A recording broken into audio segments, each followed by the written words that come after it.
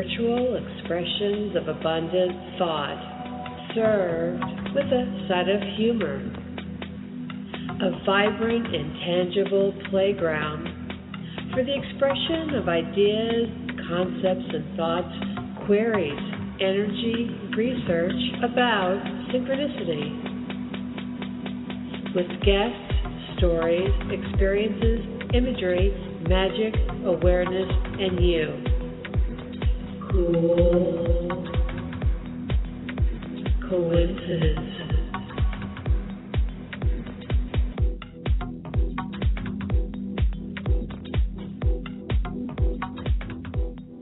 Welcome to Cool Coincidence.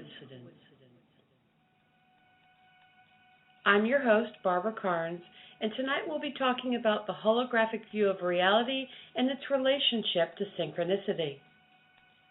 My interest in this topic began earlier this week when I was looking for content to post on the Cool Coincidence Facebook page.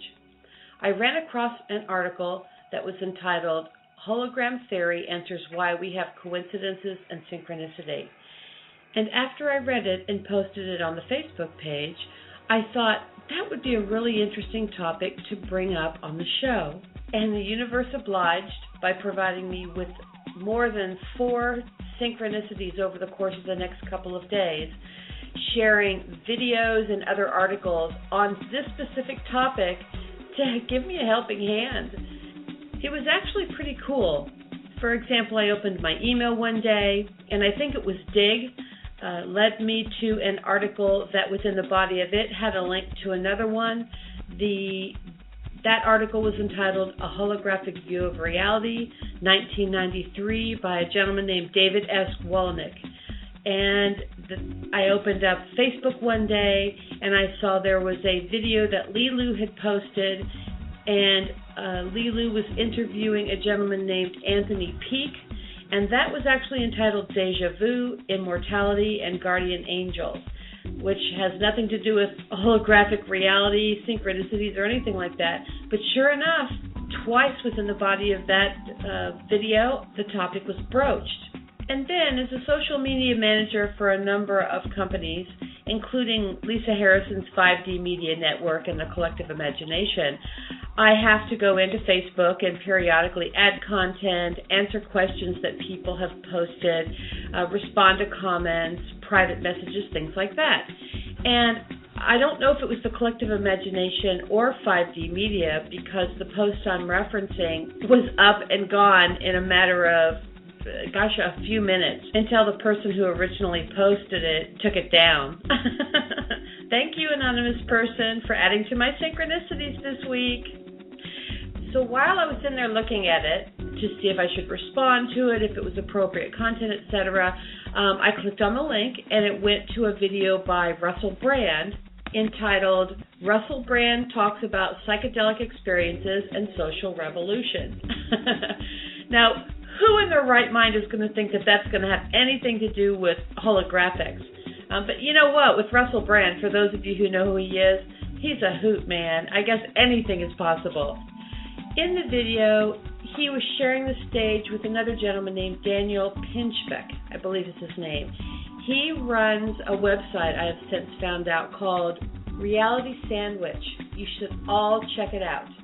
But the video was absolutely fascinating. A link for that and all the other things I'm talking about, of course, are in the description section. They also talked about the holographic reality, and the list goes on. Another one was a Michael Talbot video. So I'm going to play a few of those snippets right now, in no particular order, to give you an idea of what my experience was in the last couple of days after I set an intent to have this show be about holographic reality and its relationship to synchronicity. And then I'll come back and we'll talk about it a little bit more.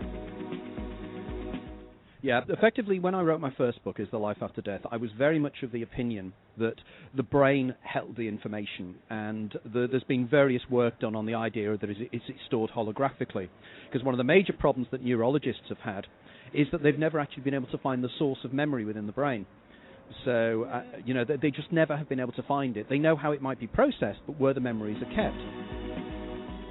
This is not a model that was developed in order to explain psychic phenomena. And I think to neuropsychologists like Carl Pribram, the fact that it happens to provide an explanation for psychic phenomena is almost a bit of an embarrassment. That he developed the holographic model because he was trying to come to terms with memory. Right. So let's talk about that. Sure. Pribram was working under a very famous neurophysiologist named Carl Lashley, and it was at a time when it was believed that memory was stored in a specific spot in the brain, and there was something called the proverbial grandmother cell, that there was literally a cell in your brain that contained the memory of your grandmother, of what you knew about your grandmother. And so they did a rather gruesome series of experiments for animal lovers, but it came out with some very profound information. They took rats and they taught them how to run mazes, and then they would surgically remove various portions of the brain, Pribram and his mentor, Carl Lashley. The reasoning being that if they could remove a portion of the brain and the rat could no longer run the maze, they found the area of the brain where the rat's memory of the maze running ability was encoded. Now, every time they removed a different portion of the brain, they discovered that they could never remove the memory of how to run the maze. They could impair the rat's ability so it might limp through the maze, but they couldn't remove it. And really, surgeons had known this for a while, doctors had known this for a while, because when people have head injuries, they don't forget half of the alphabet or half of their family or half of a novel they've read. They have global memory impairment where their entire memory may be hazy. But memories don't seem to be stored in our heads in the same way that books are stored on a shelf. And it wasn't until the 60s when Pribram encountered the holographic model that says that the whole is contained in every part that he said, aha, this may be what's going on in the brain. Specifically, because a hologram is made out of interference patterns, the hologram that you see, that we talked about earlier is made out of the interference pattern of laser light, but it can be made out of the interference patterns of any kind of energy, electromagnetic energy, electricity, X-rays even. And so Pribram said since our synapses are constantly giving off electrical impulses, these are like proverbial pebbles dropping into the sort of electromagnetic pool of our brain. They're sending out ripples that are constantly crisscrossing. And he believes that's what the brain hologram, that's how we think and how we remember is through that hologram inside the head. Yeah. It would apply in another sense, too, because if you take a hologram image and cut it in half or in quarters or in tenths, each time you reduce it in size, the image becomes fuzzier and fuzzier, even though the whole image is there, just the way memory would seem to be. And it becomes fuzzier when you have portions of the brain removed. Yeah. Correct.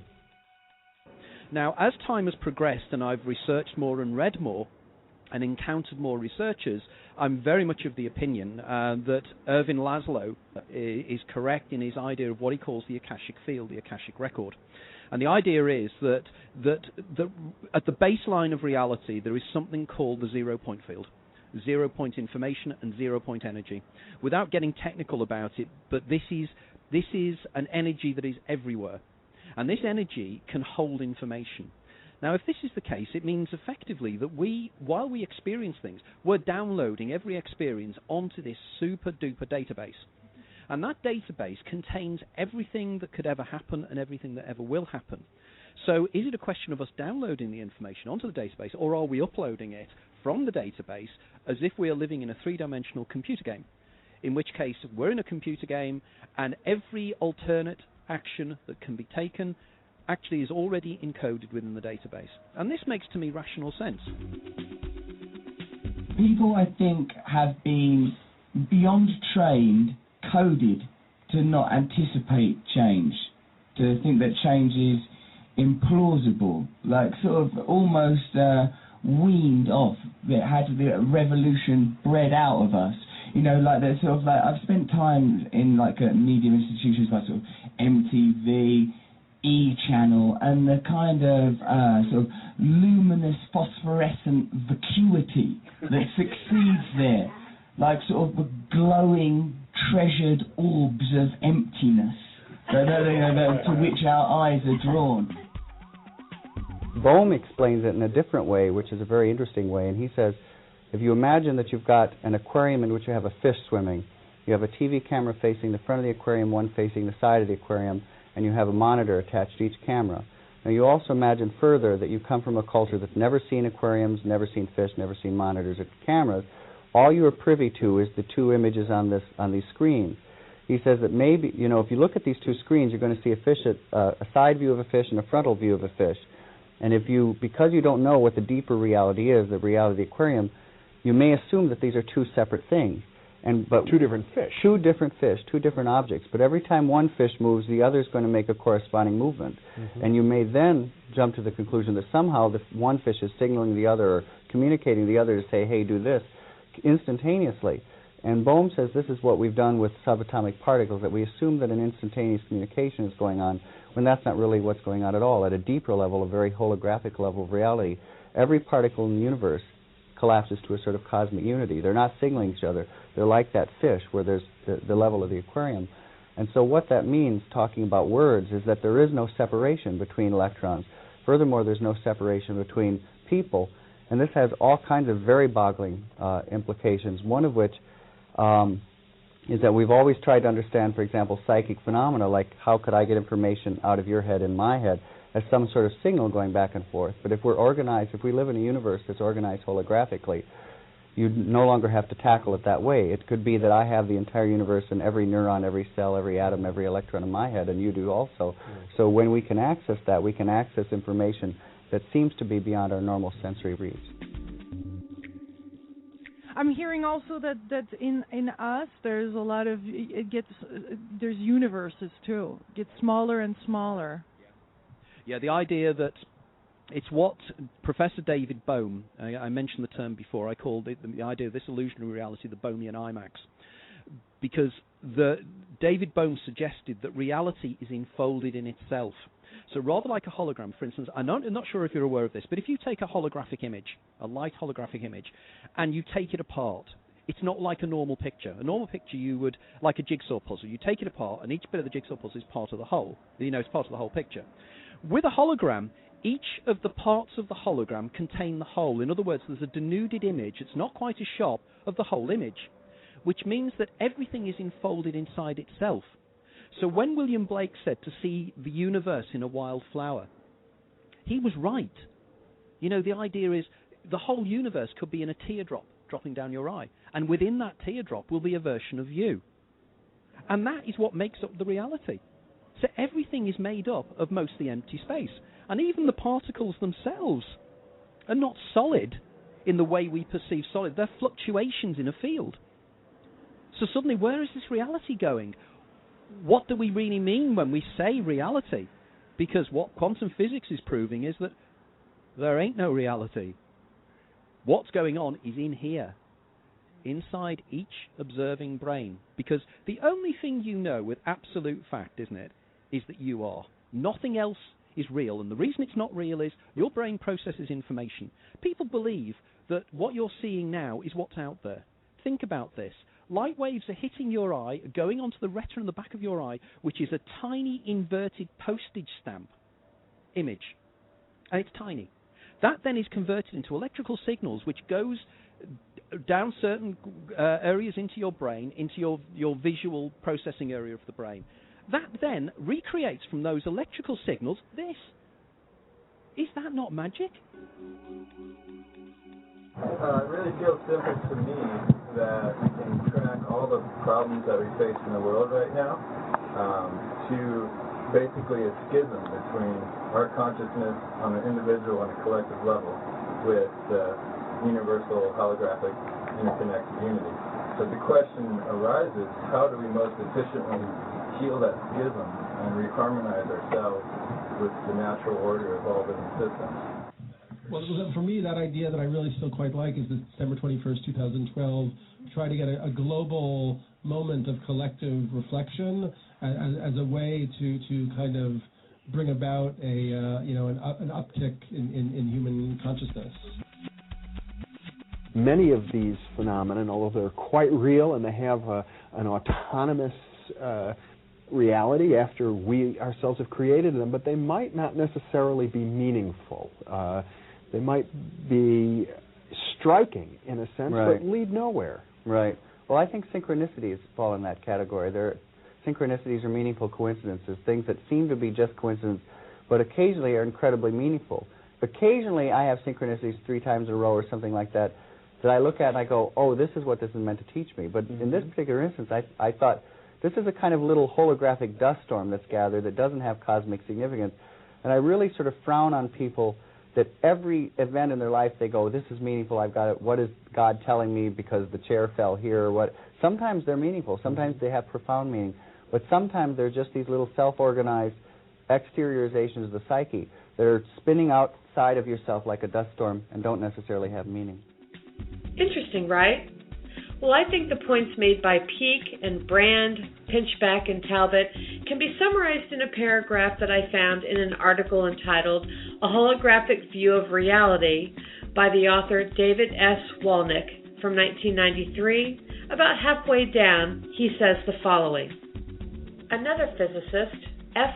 David Peake, 1987, believes that synchronicities represent flaws in the fabric of reality. These fissures give us a momentary connection to the underlying nature of the implicit order. They demonstrate the possibility of connecting with the true nature of the universe. Pete believes that the scarcity of synchronicity demonstrates the degree to which we have to cut ourselves off from the deeper orders of mind and reality.